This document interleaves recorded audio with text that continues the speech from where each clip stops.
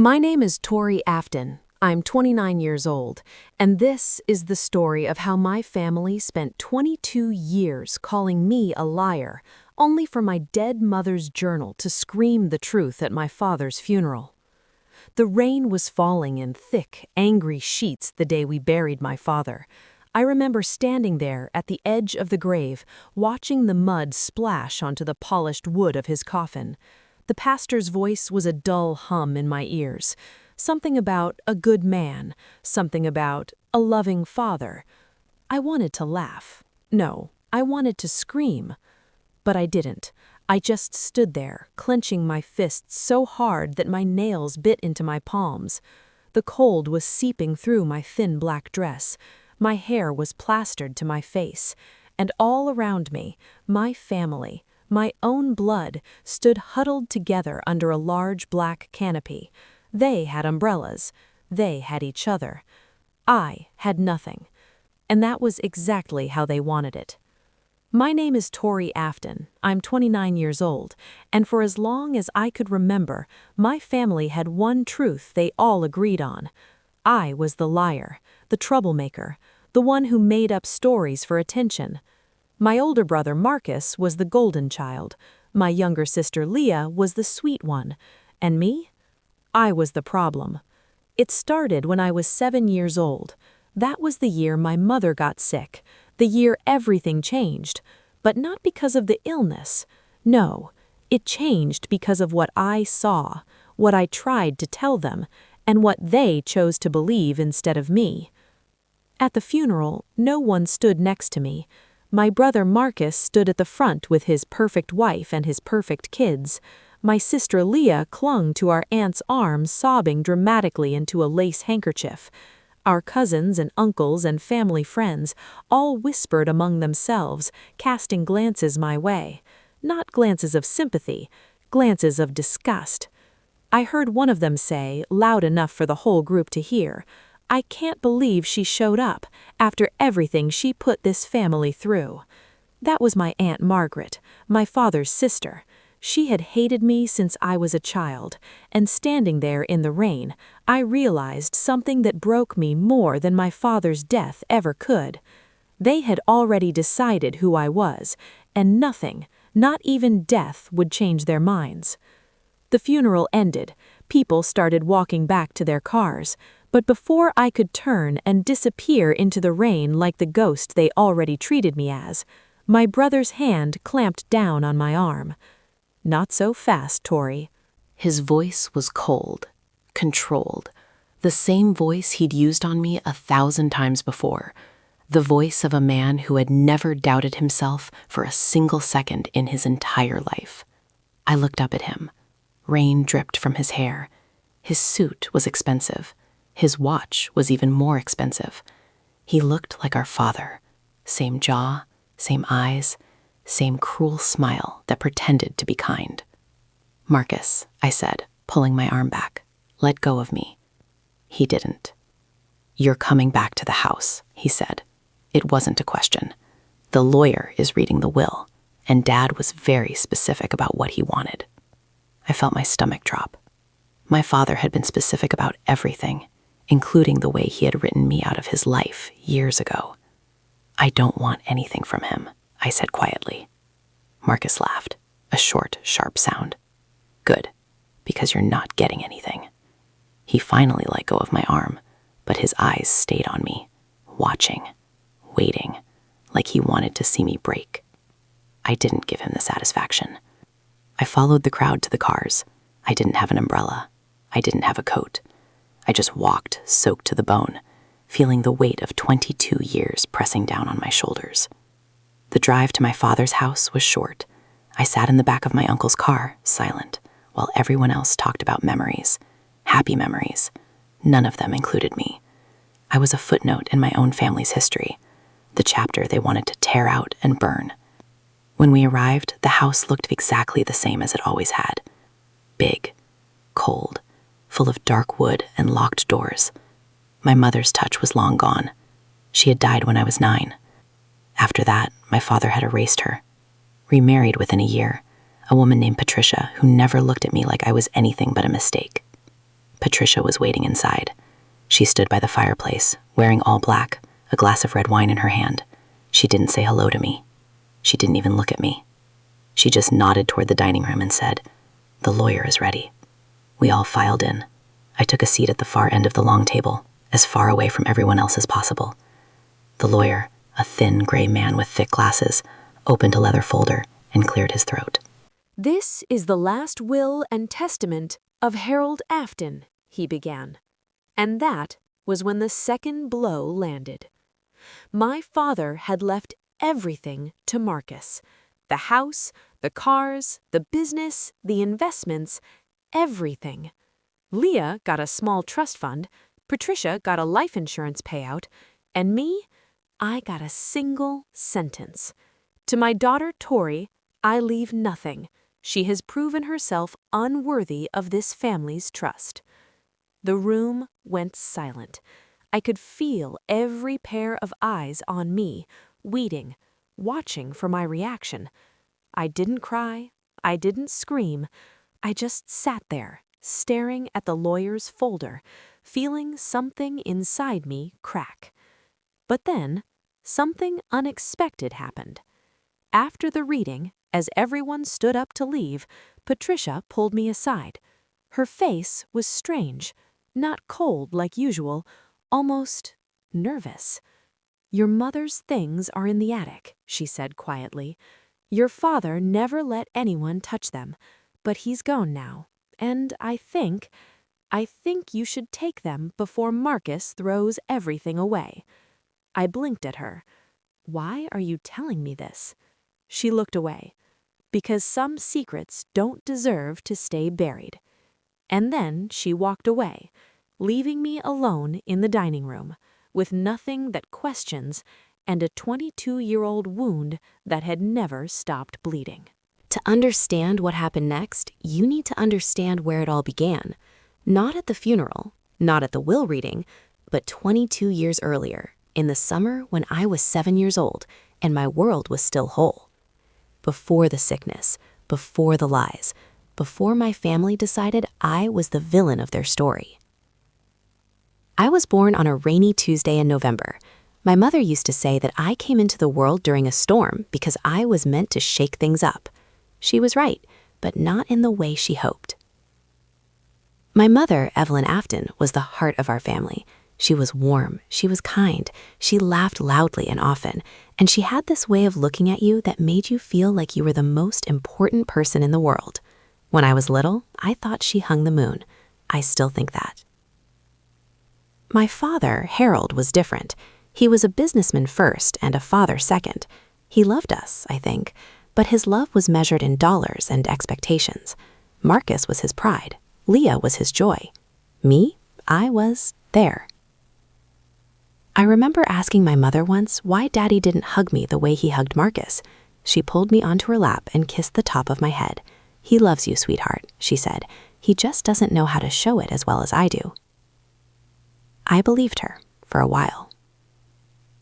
The trouble started when I was 7. That was the year my mother began to change, slowly at first. She was tired more often, she forgot things. She would stare out the window for hours, her eyes distant, like she was watching a movie no one else could see. I didn't understand what was happening. I just knew that Mommy wasn't feeling well. Then came the night that changed everything. It was a Thursday. I remember because we had spaghetti for dinner, and my mother always made spaghetti on Thursdays. But that night, she didn't eat with us. She stayed in her bedroom. My father went to check on her, and he came back down with a strange look on his face.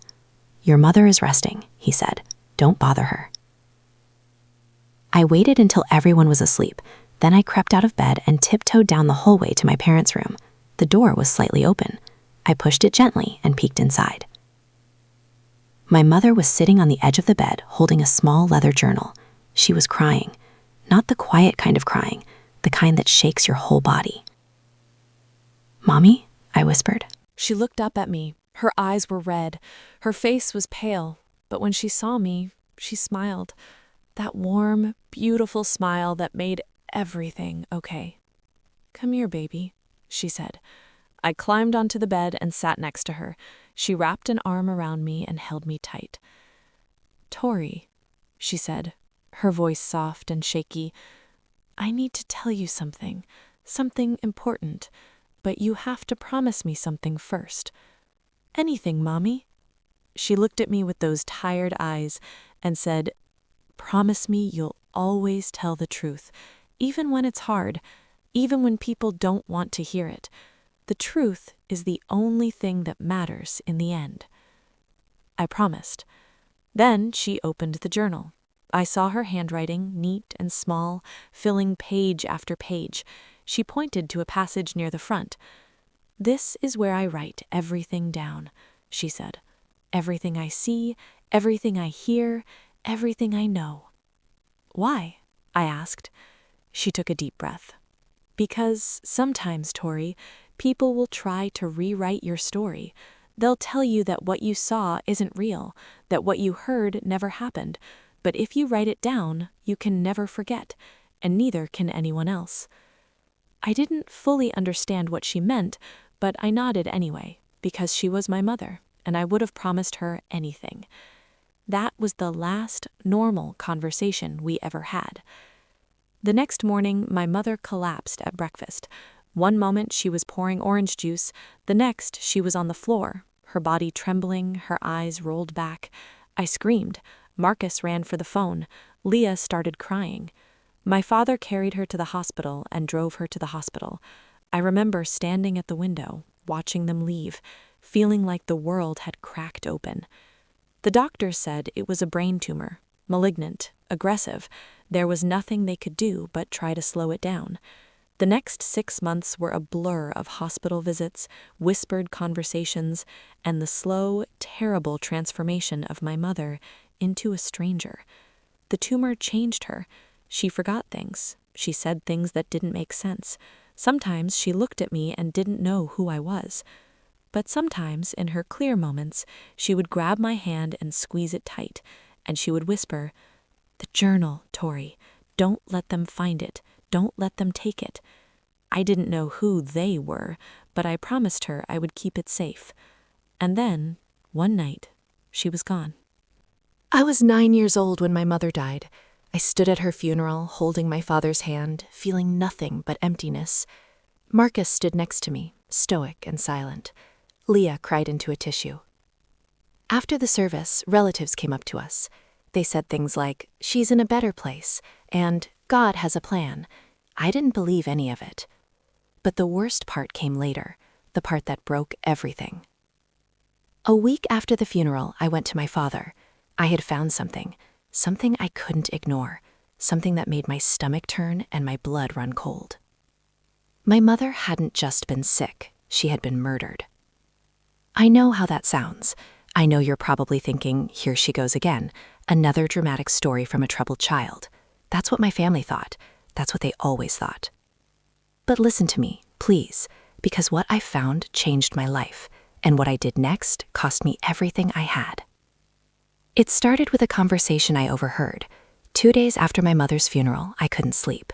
I wandered downstairs to get a glass of water, and I heard voices coming from my father's study. The door was closed, but I could hear everything through the gap at the bottom. My father was talking to my uncle, Richard, my mother's brother. They weren't whispering, they were arguing.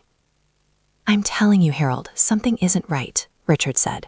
His voice was tight, angry. "Evelyn wasn't that sick. The doctor said she had months. She died in weeks." "People die, Richard," my father said coldly. "The tumor was aggressive. The doctors told us that from the beginning." "No, something else happened, and I think you know what it was." There was a long silence. Then my father spoke again, his voice low and dangerous. "If you know what's good for you, you'll drop this. Evelyn is gone. Nothing you say will bring her back. And if you keep making accusations, I'll make sure you never see your niece and nephews again. Do you understand me?" Another silence, then the sound of a door opening and closing. I scurried back to my room, my heart pounding, my mind racing. The next day, I went through my mother's things. I knew she had hidden the journal somewhere. I had watched her hide it once, behind a loose board in the back of her closet. I waited until my father left for work. Then I went to her room, pulled back the clothes, and found the board. It came loose with a soft creak. Behind it was a small space, and inside that space was the journal. I pulled it out and sat on the floor of my mother's closet, my knees pulled to my chest, and I began to read. The first few pages were ordinary. Grocery lists, reminders, little notes about Marcus starting school and Leah learning to walk. But then the entries changed. Harold has been acting strange lately. He comes home late. He won't tell me where he's been. When I ask, he gets angry. I found a receipt in his pocket today, a hotel, not the kind of place he would stay for business. When I asked him about it, he said I was imagining things. I think he's seeing someone. I don't know who, but I'm going to find out. My hands were shaking as I turned the pages. My mother had suspected my father of having an affair, and she had been determined to prove it. Then came the entry that made my blood run cold. I was right. Her name is Patricia. She works at his office. I saw them together. They didn't see me, but I saw everything. I confronted Harold tonight. He denied it. He called me crazy. He said the tumor was affecting my mind, but I know what I saw. I have proof. I'm going to talk to my lawyer tomorrow. I'm going to file for divorce. I'm taking the children. I won't let him destroy this family. The next entry was different. The handwriting was shaky, messy, like my mother had been struggling to hold the pen. I don't feel well. The headaches are getting worse. Harold took me to a new doctor today. He said the tumor is growing faster than they expected. He wants to try a new medication. Something feels wrong. I don't remember agreeing to see this doctor. Harold arranged everything. He says he just wants to help me feel better, but why do I feel worse? And then the final entry, the one that shattered me completely. I think Harold is poisoning me. I know how that sounds. I know you're reading this and thinking I've lost my mind, but listen to me. I'm not crazy. I started feeling worse right after I told him about Patricia, right after I said I was leaving. The new medication makes me sick. I can't keep anything down. I can barely stay awake. I tried to stop taking the pills, but Harold watches me take my pills every morning and every night. If you're reading this, something has happened to me. Don't let Harold get away with it. Don't let him rewrite the story. The truth is in these pages. I love you, Tori. Tell the truth always. I sat in that closet for a long time. The journal was clutched against my chest. My face was wet with tears. My whole body was shaking. My mother hadn't just died. She had been killed, slowly, carefully, by the man who was supposed to love her. And I was the only one who knew. I ran downstairs. My father was in the kitchen, drinking coffee, reading the newspaper. He looked up when I burst in. "Tori, what's wrong?" I held up the journal. My hands were trembling so hard I could barely keep my grip. "I know what you did," I said. My voice was small, but it was steady. He frowned. "What are you talking about?" "I read Mommy's journal. I know about Patricia. I know you were poisoning her." The room went silent. I could hear the clock ticking on the wall. I could hear my own heartbeat in my ears. My father's face changed, not into anger, not into fear, into something worse. Pity. He set down his coffee and walked toward me slowly. He crouched down so his eyes were level with mine. And he said, in the softest, gentlest voice, "Oh, sweetheart, the tumor made your mother say terrible things. She wasn't herself at the end. You know that." "No," I said, stepping back. "She wrote it down. It's all right here." He reached for the journal. I pulled it away. "Tori," he said, his voice hardening, "give me the book." "No." "Give it to me now." "No!" That was when the door opened. Marcus and Leah walked in from playing outside. They stopped when they saw us. Marcus saw the look on my face. He saw the look on my father's face, and he made a choice. "Daddy, what's going on?" Marcus straightened up. He looked at Marcus. Then he looked at me, and he said, Tori is upset. She found some of your mother's old things, and she's having trouble understanding them. She's saying some very upsetting things." "What things?" Marcus asked. I held up the journal. Mommy wrote about how Daddy was poisoning her. He was having an affair with a woman named Patricia. He wanted her gone. Marcus stared at me. Then he looked at my father. Then back at me. "You're lying," he said. "I'm not." "You're always making up stories, Tori. You told everyone at school that I pushed you down the stairs. You said Aunt Margaret stole your birthday money. You lie about everything." "That was different," I screamed. "This is real. This is in Mommy's handwriting." Leah started crying. She was only 6. She didn't understand what was happening, but she understood that her family was breaking apart. My father put a hand on Marcus's shoulder. "Don't blame your sister," he said. "She's just confused. Grief does strange things to people." "I'm not confused," I shouted. My father sighed. He looked at me with those pitying eyes again, and he said, "Tori, I'm going to ask you one more time. Give me the journal." I looked at Marcus. He was glaring at me. At Leah, hiding behind him, tears streaming down her face. At my father, so calm, so reasonable, so utterly convincing. And I realized something terrible. No one was going to believe me. I turned and ran. I ran out the back door, across the yard, into the woods behind our house. I ran until my legs gave out. I collapsed behind a fallen log, clutching the journal, sobbing so hard I couldn't breathe. That night, when I finally went home, my father was waiting for me. He didn't yell. He didn't punish me. He just looked at me with sad eyes and said, "I've made an appointment for you to see a doctor. Someone who can help you understand why you're having these thoughts." "I don't need a doctor," I said. "I need you to tell the truth." He shook his head. "You're sick, Tori, just like your mother was, but I'm going to help you, I promise." The next day, I saw the doctor, a gray-haired man with cold hands and a kind smile. He asked me questions, lots of questions. He asked about the journal, about my mother, about what I thought I had seen. I told him everything, every detail, every word. He listened, he nodded, he made notes. And then he told my father that I was suffering from grief-induced delusions, that I needed structure and stability, that the best thing for me would be to stop talking about the accusations and focus on healing. My father agreed. The journal disappeared. I don't know what happened to it. I searched my mother's closet, but the loose board was gone. The space behind it was empty. I was 9 years old, and I had just learned the most devastating lesson of my life. The truth doesn't matter if no one believes you. What followed was 22 years of slow, deliberate destruction.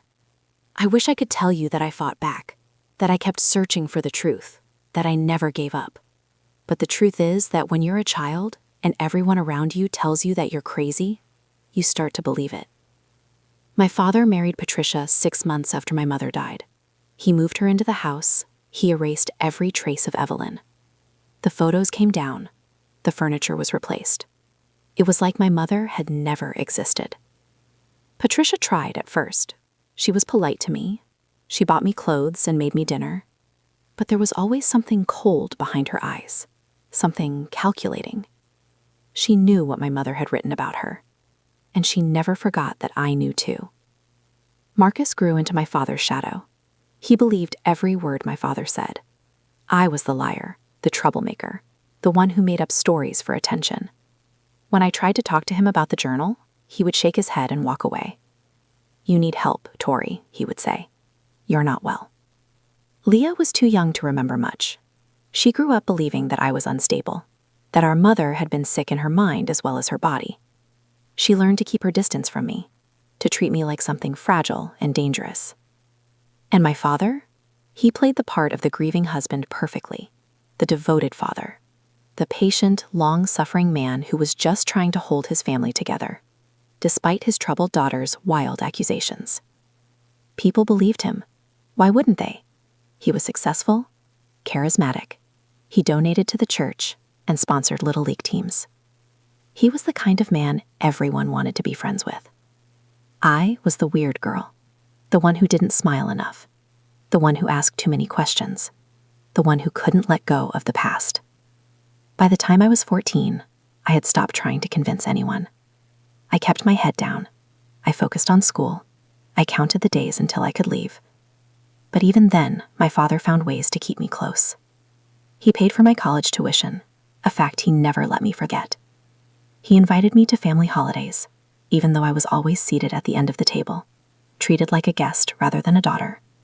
He made sure I knew that I owed him, that I was dependent on him, that without him, I had nothing. When I graduated, I tried to cut ties. I got a job, an apartment, a life of my own. But my father's reach was long. He called my employers. He talked to my landlords. He made sure that every door I tried to open was just a little bit harder to push. "You're still my daughter, Tori," he would say on the phone, his voice warm and reasonable. "I just want to take care of you." I wanted to scream. I wanted to tell him that I knew what he had done, that I remembered every word of that journal, that I would never, ever forgive him. But I didn't, because I had no proof. And without proof, I was just the crazy girl again. So I stayed quiet. I went to family dinners. I smiled at Patricia.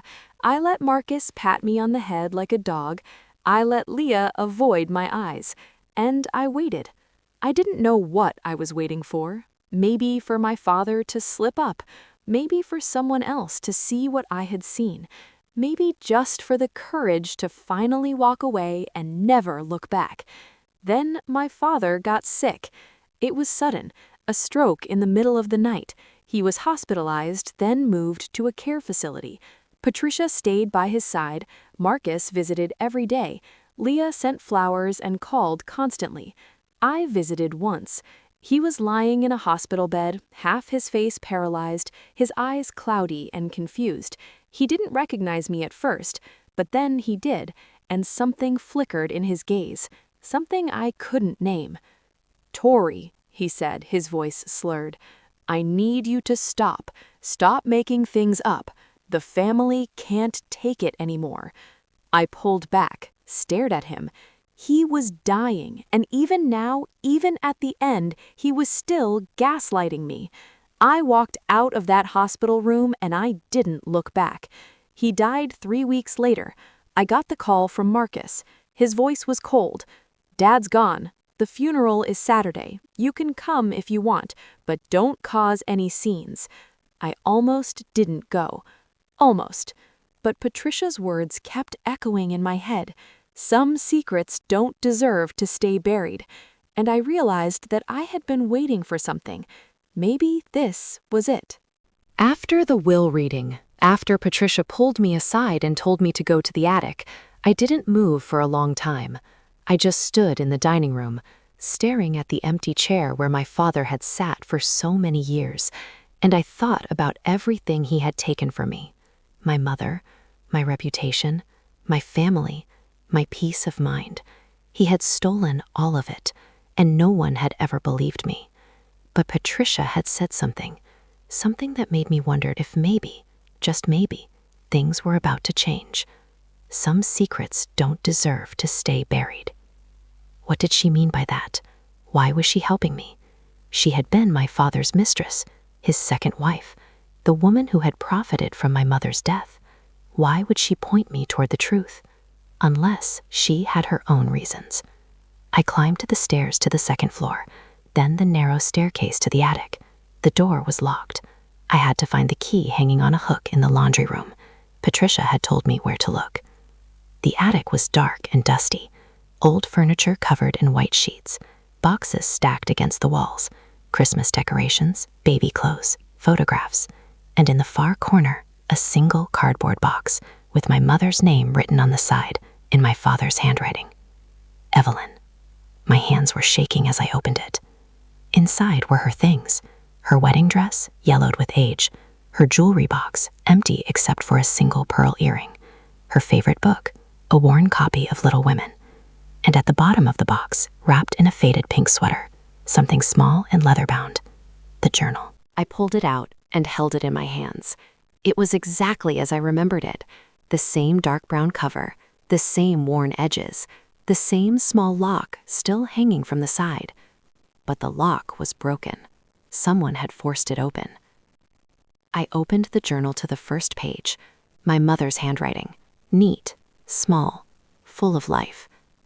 And as I read, I realized that the journal hadn't ended with her final entry. There were more pages, pages I had never seen before, pages that had been written after she died. I flipped through them quickly. The handwriting was different, smaller, more frantic. The ink was smeared in places, like the writer had been crying. It took me a moment to recognize the handwriting. It was my father's. The entries were short, dated. They started the week after my mother's funeral. I found her journal today. I didn't know she was keeping one. She wrote everything down, everything. If anyone ever reads this, I'm ruined. Patricia will leave me. The children will hate me. I'll go to prison.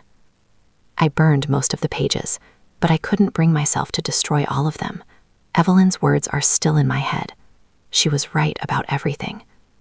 I have to make sure no one ever believes Tori. If she keeps talking, I'll lose everything. I'll have to convince everyone she's unstable. It's the only way. My chest was heaving. My vision was blurry with tears. He had known. He had read what my mother wrote, and instead of confessing, instead of making things right, he had spent 22 years destroying me to protect himself.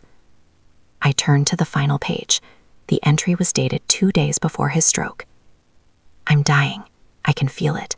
And I can't stop thinking about Evelyn, about what I did to Tori. I've spent my whole life running from the truth, but you can't outrun guilt. It follows you everywhere. It's been following me for 22 years. If anyone is reading this, I'm sorry. I'm so sorry. I was a coward. I destroyed my daughter to save myself, and I don't deserve forgiveness. Patricia knows everything. She found the journal years ago. She's been holding it over my head ever since. Maybe she'll do the right thing when I'm gone. Maybe she won't, but the truth is in these pages. All of it.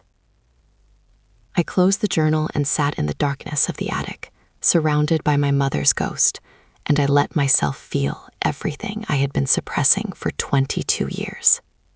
The grief, the anger, the betrayal. But beneath all of it, something else. Hope.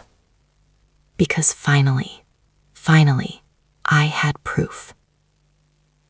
I didn't go downstairs right away. I sat in that attic for hours, reading and rereading every page of the journal. My mother's words, my father's confession, 22 years of lies, all laid out in black and white. And then I started to think, what was I going to do with this? I could take it to the police, but my mother was dead. My father was dead. There was no one left to prosecute. The statute of limitations had probably expired anyway. I could show it to my family, let them read the truth for themselves, let them see what kind of man they had defended for so long. But would they believe it? Or would they find some way to twist it, to convince themselves that I had faked it, that my father had been confused at the end? I had spent 22 years being gaslit. I knew how easy it was to deny the truth when it was inconvenient. No, I needed something more, something undeniable, something that would force them to see. That was when I heard footsteps on the attic stairs. Patricia appeared in the doorway, her face pale, her hands trembling. She was holding a glass of wine, her third of the night probably. "You found it," she said. I held up the journal. Why did you tell me to come up here? She stepped closer, her eyes fixed on the book in my hands. Because I've been carrying this secret for 22 years, and I'm tired. I'm so tired, Tori. Then why didn't you say something sooner? Why didn't you go to the police? Why did you let me spend my whole life being treated like a liar? Patricia's face crumpled. For the first time since I had known her, she looked genuinely broken. "Because I was scared," she whispered. "Your father was a powerful man. He would have destroyed me. And I was young. I was stupid. I thought if I just kept my head down, everything would be okay." "But you knew," I said, my voice shaking. "You knew he killed her." She nodded slowly. "I didn't know at first. He told me she was sick, that the marriage was over. I believed him. But then I found the journal." She paused, taking a shaky breath. "I found it hidden in his study. I read everything, and I realized what kind of man I had married.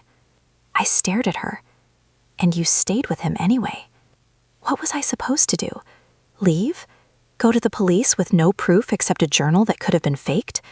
Your father had lawyers, Tori. He had connections. He would have made sure I never worked again, never saw my family again. He would have ruined me. So you just let him keep lying?" Patricia's eyes filled with tears. "Yes, I let him keep lying, and I've hated myself for it every single day."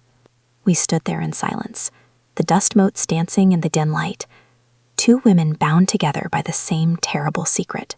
Finally, I spoke. "I'm not going to the police. My mother is gone.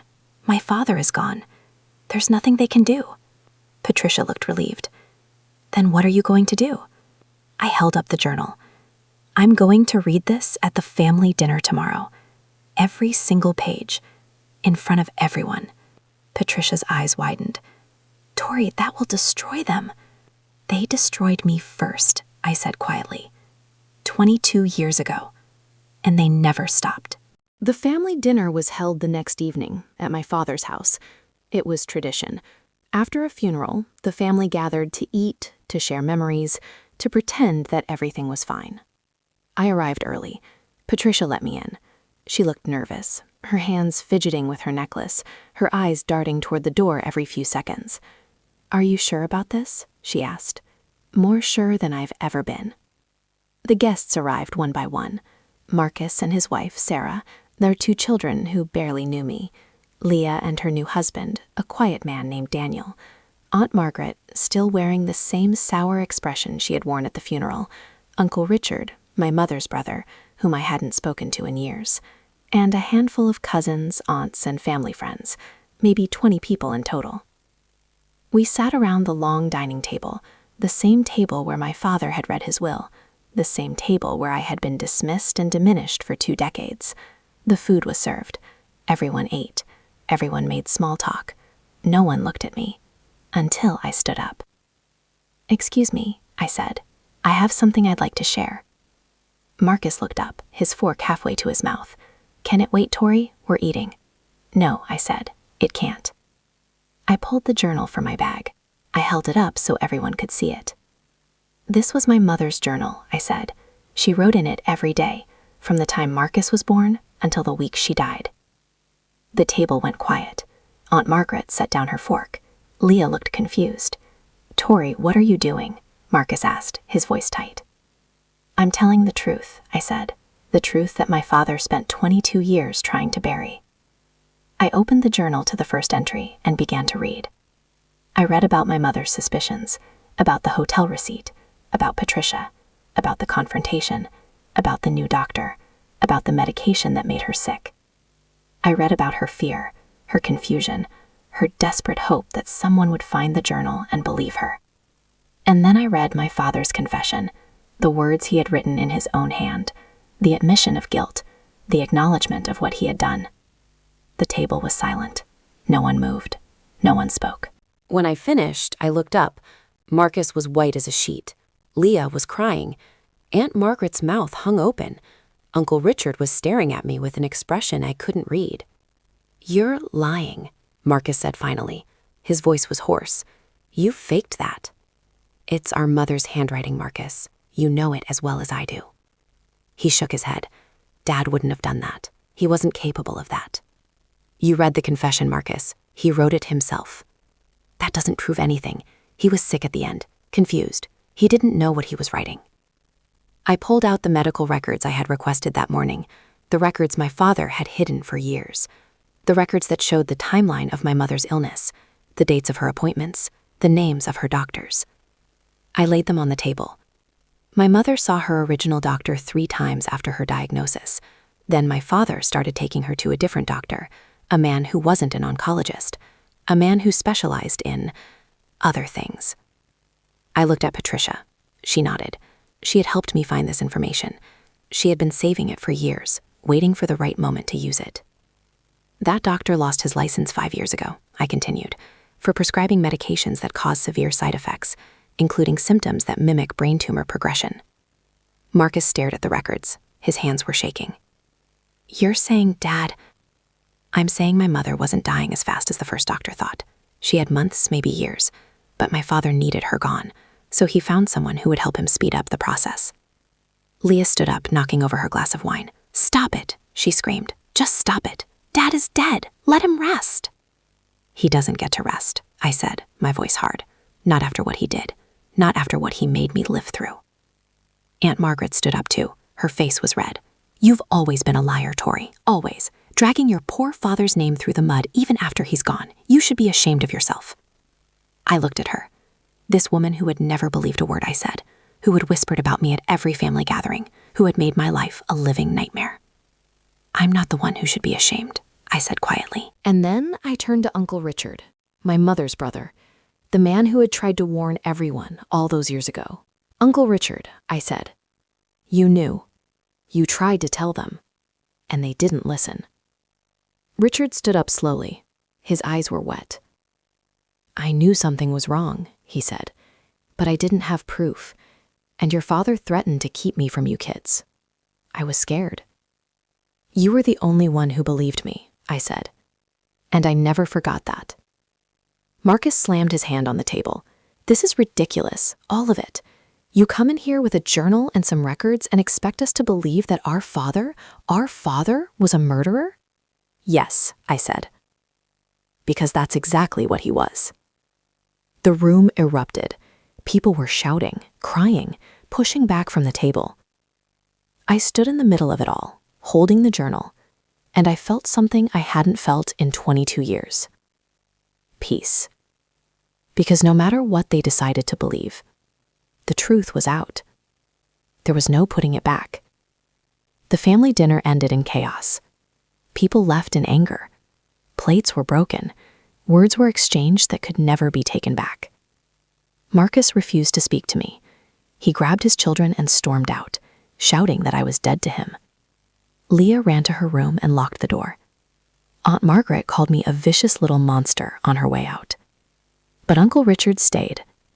He sat with me at the empty table, the journal between us, and we talked for hours. About my mother, about the man she had married, about the years of silence and suspicion and grief. I should have done more, he said at one point, his head in his hands. I should have fought harder. You tried, I said. No one listened.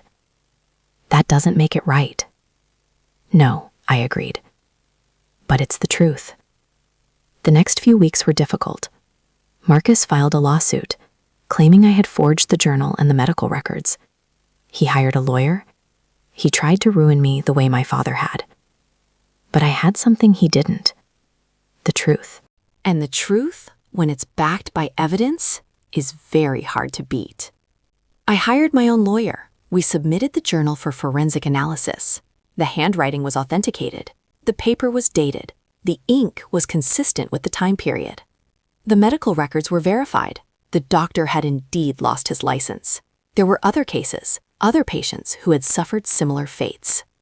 The police opened an investigation, not to prosecute my father, he was dead after all, but to uncover the full scope of what he had done. They found other victims, other families, other lies. My father's legacy crumbled. The businesses he had built were sold. The memorials bearing his name were removed. The people who had admired him turned their backs. Marcus lost his lawsuit. He also lost his inheritance. Most of it went to legal fees and settlements. Leah stopped speaking to him when she learned that he had known about the affair but had kept it secret.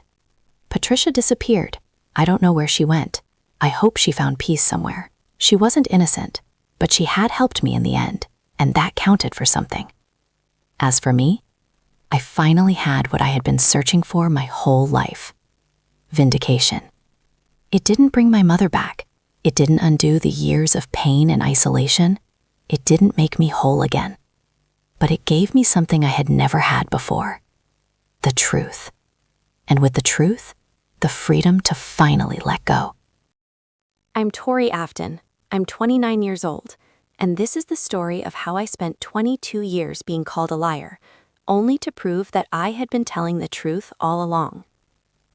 My family broke me. They chose comfort over justice. They chose loyalty over love.